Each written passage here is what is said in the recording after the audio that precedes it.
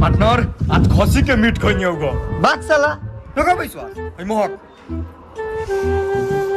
अरे साला सही में खैले बा दोस्तवा आज मछली खइनी होगो नका न विश्वास मोहक ले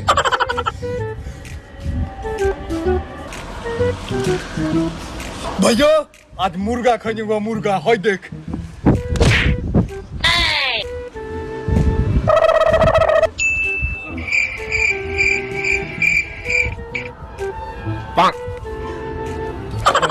पार्टनर बस बहुत हो गई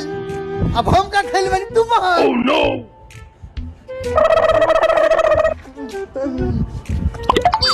कति खाली से बाबा